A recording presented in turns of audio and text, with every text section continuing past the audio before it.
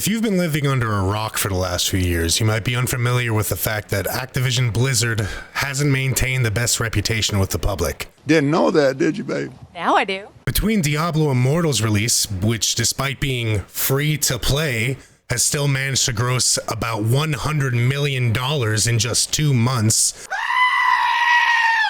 Them adding mounts to the World of Warcraft store, which used to be in-game exclusive, but now you buy with real money, that went over so well with the player populace that it caused players to actually start spitting on each other. Stop! You got Stop! Okay. And the lawsuit that they're currently dealing with, which actually involves a woman who pressed F to pay respects to herself. I think it's safe to say that Activision Blizzard's PR department is a bigger dumpster fire than all of 2020. But if you thought that the well of immorality and greed would end there, then you don't know big baby Bobby Kotick and his big company Activision Blizzard. Let me tell you, they ain't done yet.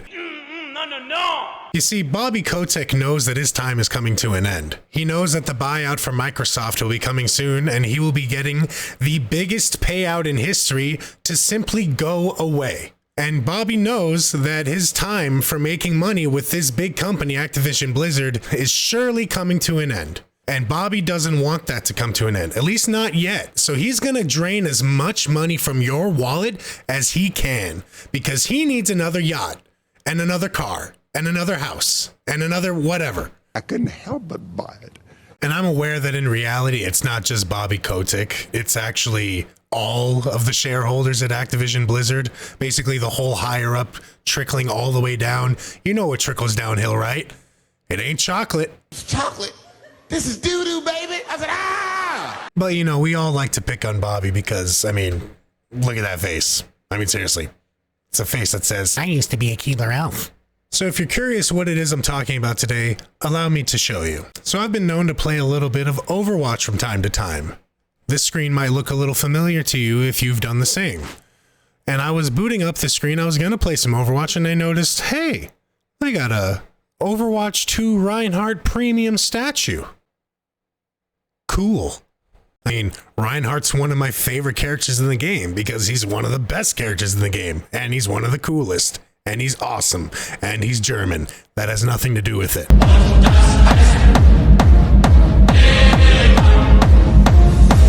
Anyway, if we click this little link right here, we'll be taken directly to the Blizzard store page. This is a lovely little store where you can buy ugly t-shirts for $30 or hoodies for $60. But if we scroll to the top of the page that this link actually took us to, we'll see it. Our lovely Reinhardt statue. And to be fair, it is beautiful. I mean, look at that thing. This is massive. I mean, look at the dimensions on that. Over 2 feet. Whoa, 22 pounds? Whoa, it's made with poly resin and PVC? You know, plastic? Wow. I mean, look at this. They even got a fancy little movie that they play for you. Wow, look at a little laser. Whoa. Isn't that impressive? Now you might be thinking to yourself, American Baldy, I don't see a price on this page. Where's the price?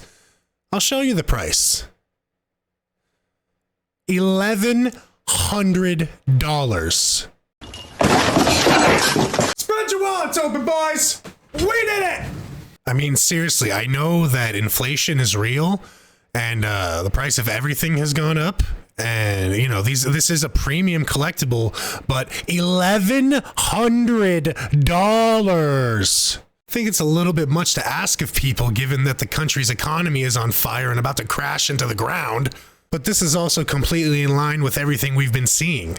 Major companies releasing super expensive versions of products right now simply because they know that people are about to run out of money and not be able to blow it on stupid things like a giant plastic statue. So they're going to do what they always do. They're going to make as much money as they can before they jump ship and run away and hide with it. All the while, they'll be justifying it by saying that the price of poly resin has gone up, or that a certain worldwide situation caused manufacturing constraints. But it's becoming increasingly difficult to see it as anything other than pure greed when you look at the history of the Overwatch statues. If you go here to another page in the store, you can see where we started with all this. We started off with a Tracer statue at $190. Okay, we've gone from $190 to $1,100. That is absurd. That is astronomical. It's also awfully convenient that the Diva statue is no longer for sale on the store page. It was a massive statue. It was huge. You can look up videos of it on the internet. It was $450, which at the time was too much money. So I don't know where Activision Blizzard thinks that $1,100 is okay too.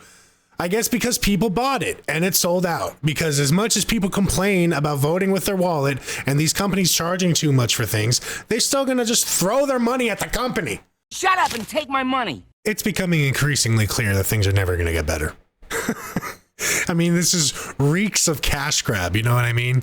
The game's not even out yet, and they've already got this massive statue up for a massive pre-order in hopes that they can pull money from people on hype for Overwatch 2 right before the game drops. Because if the game drops in a crappy state or with a horrible store, like that won't be happening, then, you know, maybe the public won't receive the game so well and it'll get bad reviews like Diablo Immortal while also pulling in $100 million in 2 months. All right, I'm clearly getting too angry. I should probably calm down a bit. Sorry about that. Ultimately, this is just another problem on the pile of problems that have been building up with Blizzard in general and Activision Blizzard. I mean, both Activision and Blizzard used to be very prestigious companies. They made very good games. Some of the most important games from my childhood are Activision games. Some of the most important games from every PC gamer's childhood are Blizzard games. It's just heartbreaking at the end. I mean, when you look at Diablo Immortal and the sheer fiasco that was the BlizzCon announcement, and then you see how they just didn't care about how they had one of the biggest blunders in gaming history that is still memed about today. Is there any plans to make this playable on PC, or is this just strictly mobile forever? Current plan is to be on mobile. We don't have any plans at the moment to do PC. Do you guys not have phones? Yeah. Yes, I'm aware that that's an overplayed clip. No, I don't care. Never let them live that down. It didn't matter. They still released the game with the most aggressive store that you have ever seen. It's just a company that doesn't care. They have no reason to care. They keep making money. And so why would they change? This is a company that after the massive success that was Tony Hawk's Pro Skater 1 and 2 remake, they canceled 3 and 4. Like, what are you doing? It made them money, but it didn't make them enough money. It didn't make them $100 million in 2 months, that's for sure. Maybe they'll have more success with Overwatch 2 when they release it and hit you up for $20 to $40 every 3 months for a new season pass. Well, yay, the game's gonna be free to play. You know, the 3 best words in gaming. You know? I mean, can you blame them?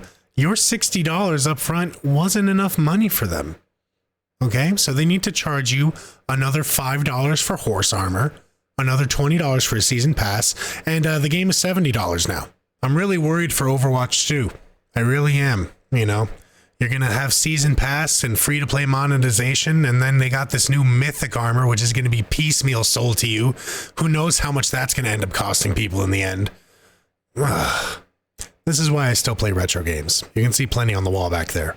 I mean, you don't deal with this without those old games, but I bet if the companies back then had the ability to sell you more, they would have. They certainly tried. I've got enough cartridges of Sonic 2 and Knuckles to tell you that. And granted, those games were very expensive. I spent a lot of money and a lot of years collecting them. And you could say that they were a waste of money, much like this statue. I disagree. These games actually have value. They've retained their value. They've gone up in value. They've been a wise investment for me over the years. I could sell them for thousands of dollars. I don't think you're going to get a resale value of $1,000 on this statue. I don't. Anyway, this video's dragged on for long enough. I'm pretty sure we've all become very disappointed in Activision Blizzard over the last few years, and we're all very eagerly looking forward to the Microsoft buyout. As for Bobby Kotick, you already know you won't be missed, especially when gamers look back at all the franchises you've destroyed. You know, I think back to Tony Hawk's Pro Skater. I think to how good Call of Duty used to be. I think of Crash Bandicoot. I think of Spyro the Dragon. I think of all these games that you just ruined. Shame on you. Anyway, thanks for watching.